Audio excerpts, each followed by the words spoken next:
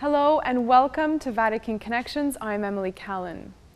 It is almost the end of the Vatican Connections season. Next week will be our last show before we sign off for the summer. But until then, there's still plenty going on in Vatican City, so let's get right to it. Once again with the Holy Father's general audience. He continued his series on Christian hope and Christian hope inspired by the lives of the saints. Here is a summary of his catechesis.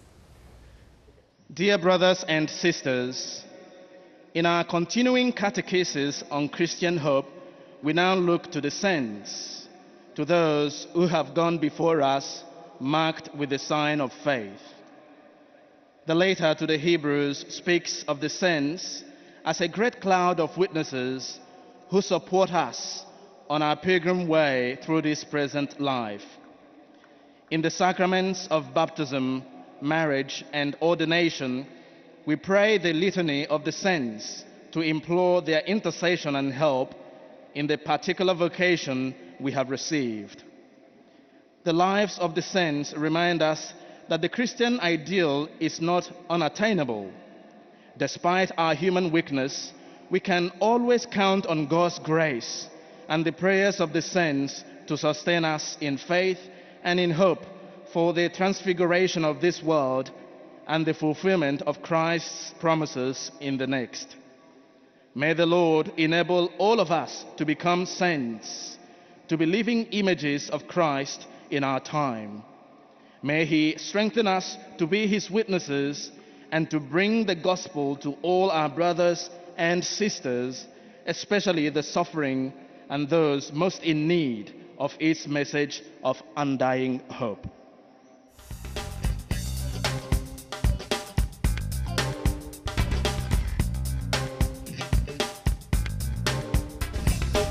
Before driving out onto St. Peter's Square Wednesday morning, the Holy Father greeted members of the American Football League's Hall of Fame. Though not the same kind of football he grew up learning to love, soccer. Present at this meeting was the owner of the Dallas Cowboys and former football players. They gave him a signed jersey with his name. The Pope has a special place in his heart for athletes and often encourages them to be role models and mentioned once again the importance of teamwork, fair play, and the pursuit of personal excellence. He said these virtues are urgently needed off the field. They help build a culture of encounter, combat the exaggerated individualism, indifference, and injustice. So the Pope is not going to South Sudan, a trip he was possibly going to undertake next fall. It was postponed for safety reasons, but he is sending close to $500,000 in donations to help Catholic organizations in education, healthcare, and agriculture projects. The Vatican announced the initiative on Wednesday called the Pope for South Sudan. Cardinal Peter Turkson, prefect for the Dicastery for the Promotion of Integral Human Development, said the Holy Father wished to make tangible the presence and closeness of the Church to the afflicted population.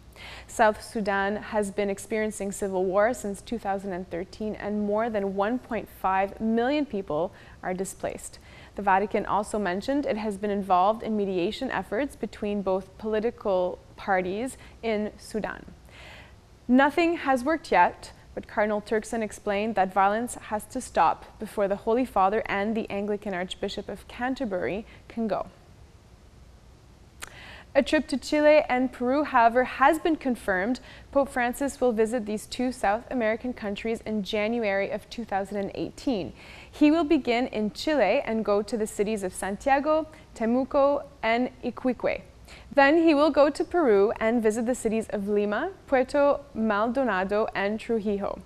This is his fourth South American trip. He has been to Brazil, Ecuador, Bolivia, and Paraguay, and in September he will be going to Colombia.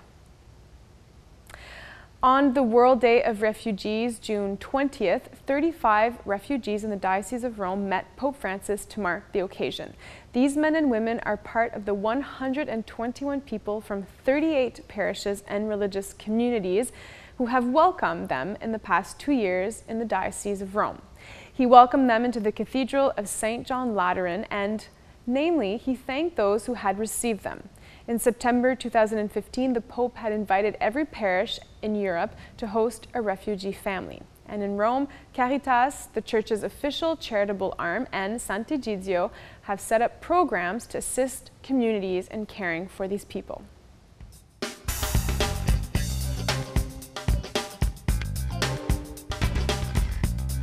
Did you know? The Vatican's secret archives, or Archivum Secretum Apostolicum Vaticanum, as it is known officially in Latin, has been the source of many conspiracy theories. The word secret has created a lot of misunderstanding, but a better translation of the word from Latin is private, meaning the archives are the property of the Pope. Still, some archives are secret. All documents from 1939 and on are not available for viewing. The archives were created in 1612 by Pope Paul V, and the oldest document dates back to the 8th century. They were opened to researchers for the first time nearly 300 years later, and now you need an entry card to get in. Inside, you can also find correspondence, state papers, and recorded Vatican trials, such as the one undergone by Galileo for heresy in 1633. There is also a letter from Michelangelo asking to be paid for work in the Sistine Chapel, as well as correspondence surrounding Henry VIII's divorce. Pope Francis recently appointed Professor Joachim von Braun as the new president of the Pontifical Academy of Sciences. He is a German agricultural economist and was previously working at the University of Bonn. He is known as a leading expert on malnutrition. The Pontifical Academy of Sciences is made up of 80 members. Its influence transcends boundaries. They represent 36 countries in total from various backgrounds, cultural and religious. It was established in Rome in the 17th century as the only scientific academy in the world at the time. In 1936, Pope Pius XI gave the academy the name it has now, as well as its statutes. Its role is to promote research and scientific progress. Some of the more recent areas of concern for the Academy have been organ trafficking, narcotics, and the environment, although it has focused on a variety of other areas such as life issues and bioethics, the developing world, technology, scientific policy, and epistemology. Professor von Braun was interviewed on his appointment and shares his reaction with Vatican Radio. I feel very much honored by this appointment by Pope Francis to become president of the Pontifical Academy of Science. This is a very important position to facilitate the scientific discourse together with the 80 academicians which form the Pontifical Academy of Science. And I very much look forward to work with the Holy See and the scientists in the Pontifical Academy. What is the meaning of this Pontifical Academy in the world of science, of scientists especially? The Academy is a modern Academy of Science. Its unique feature is that it is not a national but a global Academy of Science with people from many different countries and also diverse religious backgrounds. It was established with these features in 1939 by Pope Pius XI and has, because of its high status membership of scientists, many of which have world-leading awards such as Nobel Prizes, has become a very influential body in this world of science. Professor, what are your goals as new president of this academy? The Academy focuses on the big issues by which humanity is confronted with. And I find it particularly important that we find solutions to the two mega problems of inequality, lack of justice, hunger and poverty on the one hand, and the destruction of the environment and nature. Of course, these two themes are interrelated, and academicians of very diverse science backgrounds can address these problems in new ways and offer solutions to overcome them.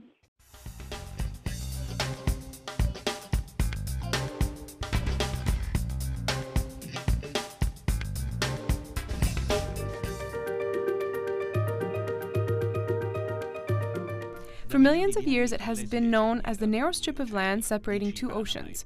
When people hear Panama, many think of the 80-kilometer-long channel cutting through the isthmus connecting the Caribbean Sea to the North Pacific. But close to the area that Pope Francis will visit next September when he travels to Colombia, it will also be known as the home of the next World Youth Day, which will take place in January 2019, and it was announced by Francis last year with the triumph flags and smiles at the end of the World Youth Day in Krakow. This major appointment was, among other things, the subject of the last ad limina visit of the bishops of Panama with the Pope, as we can hear from the words of Monsignor Ulloa Mendieta, head of the local episcopate. We are certain that the World Youth Day in Latin America will allow us to present ourselves as adults and motivate young people to understand the project of their life. They have to be vocational days in which every young person can start to identify himself with what he'll do during his life and understand what God wants from his life, because we cannot stop at this encounter. We have to define what our vocation is. The term youth recalls another part of the fundamental pastoral work to which the Church in Panama is committed at the moment. Francis, explains Monsignor Ulloa Mendieta, encouraged the bishops to give room to lay people and defend the family from all those forces that nowadays tend to destroy it. I think that this is the best opportunity to show the young people the beauty of marriage, as God wanted it in the beginning. The people of Panama want to guard their values for a natural project, which is also God's design, of a man and a woman open to life. We know this is one of the biggest challenges facing not only the Church in general, but the Church of Central America in particular. We are aware of the influence of gender ideology that wants to distort the concept of the family. If the skyline of Panama City can at first glance be envied by the big metropolis of the world, the skyscrapers, as often happens, are a curtain that hides social disparities and poverty commonly found in those latitudes, something that the local church is fighting against with energy and creativity.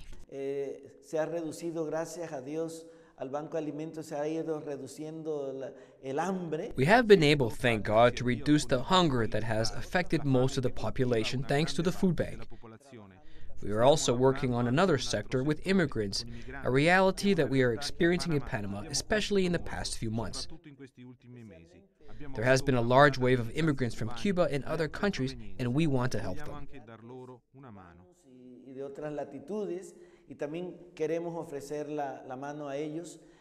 There is a huge effort to help those suffering from HIV/AIDS, and we are also working with the street children.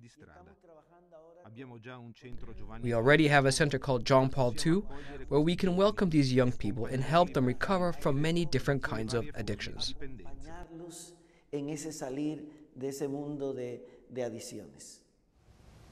On Tuesday, the Holy Father paid tribute to two Italian priests buried respectively in the province of Mantua, northern Italy, and the other in the province of Barbiana, close to Florence. He went there to pray on the anniversary of their death. The special attention the Pope gave to these priests is largely due to their common concern for the poor.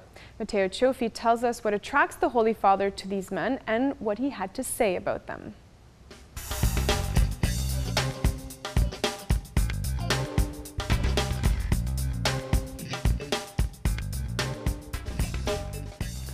The Church does not have to ignore more shepherds such as Don Primo Mazzolari, an inconvenient priest because he was always close to the poor and always looking for those who were distant, said the Pontiff at Bozzolo in the Church of San Pietro.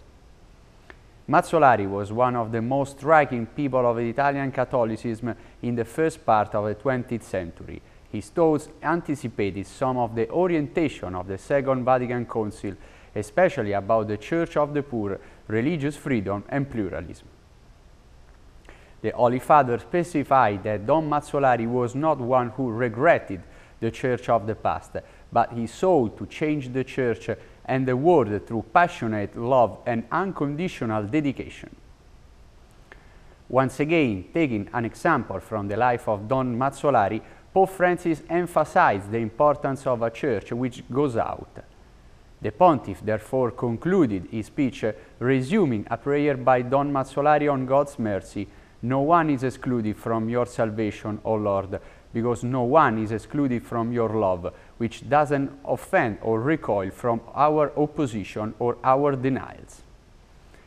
During the ceremony, the Bishop of Cremona, Monsignor Antonio Napoleoni, announced the beginning of the beatification process of Don Primo on September 18th. At the end of the visit, the Holy Father left Bozzolo to go to Barbiana for the pilgrimage on the tomb of Don Lorenzo Milani, considered by some as a reference figure for socially active Catholicism for his civil commitment to the education of the poor, as well as for his defense of the conscientious objection and the pedagogical value of his mastery experience. For the 50th anniversary of the death of Don Milani, the Pontiff addressed the priests present, some of whom, the elders, went to the seminary with Don Lorenzo. I would like to remind all of you that the priestly dimension of Don Lorenzo Milani is the root of all that he did. Everything was born of his being a priest. Don Lorenzo, Pope Francis continued, taught us to love the Church as he loved her, with the sincerity and the truth that can also create tensions, but never fractures or abandonments.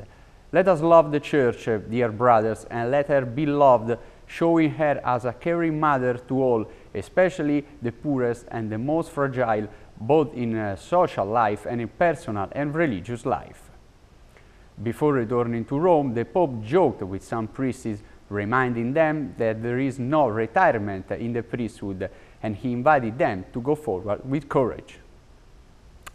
The Holy Father opened the annual Ecclesial Convention of the Diocese of Rome this week at the Basilica of St. John Lateran. The theme of the convention this year is "Do Not Leave Us Alone, Accompanying Parents in the Education of Teenage Children."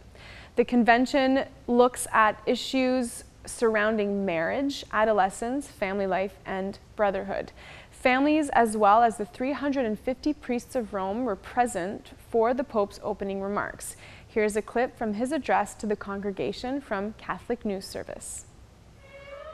Viviamo in un contesto di consumismo molto forte. Dopo i pasti, le medicine, i vestiti, che sono essenziali alla vita, le spese più forti sono i prodotti di bellezza, come si chiamano? Cosmetici. I cosmetici, questo è statistica, i cosmetici. È brutto dire questo. E la cosmetica, che era una cosa più delle donne, adesso è uguali in entrambi i sessi. Ma dopo le spese elementari, la prima è la cosmetica. E poi le mascotte, no? Alimentazione, veterinarie, tutto, no? Ma queste sono statistiche. In un tempo alle persone che avevano questo si diceva che avevano addizione alla spesa. Oggi non si dice così già, tutti siamo in questo ritmo di consumismo. Perciò è urgente recuperare quel principio spirituale così importante e svalutato, l'austerità. Siamo entrati in una voragine di consumo e siamo indotti a credere che valiamo per quanto siamo capaci di produrre e di consumare, per quanto siamo capaci di avere. Educare all'austerità è una ricchezza incomparabile.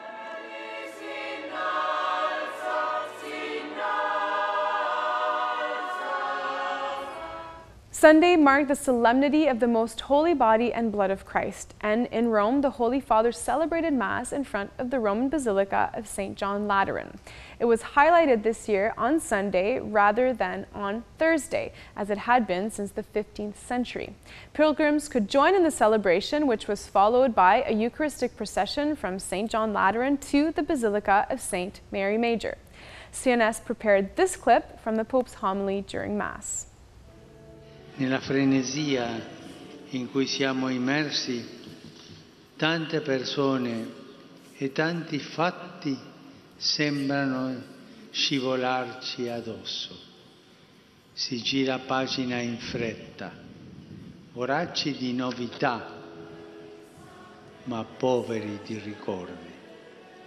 Così, bruciando i ricordi e vivendo all'istante, si rischia di restare in superficie, nel flusso delle cose che succedono, senza andare in profondità.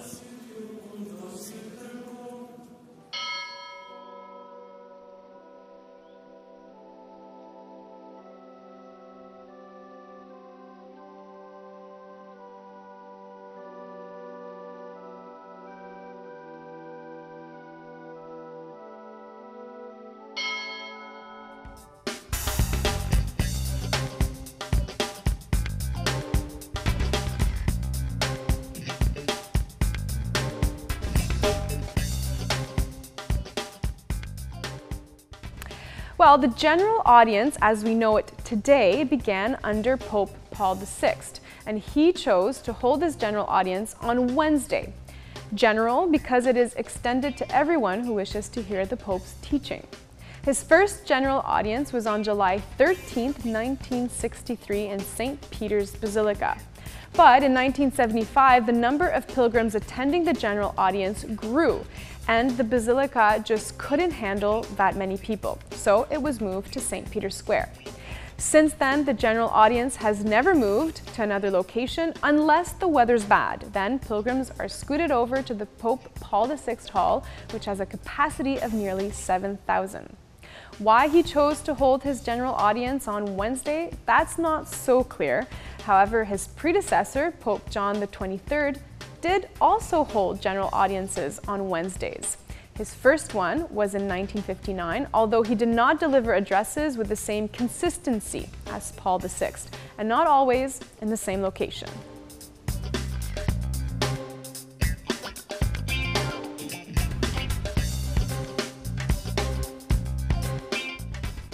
Care for the environment is always a social concern as well. Let us hear both the cry of the earth and the cry of the poor. And that's our show for this week. If you have any questions, please don't hesitate to send them via Vatican Connections Twitter page at VatiConnections, and I'll be happy to answer them on our next and final episode for the year. And if you are new to the show or a returning viewer, we at Salt and Light value your feedback on the content we produce. If you would like to tell us how we're doing, please visit saltandlighttv.org/VC survey to send your comments directly to our programming team. Thanks again for watching, and I will see you next week.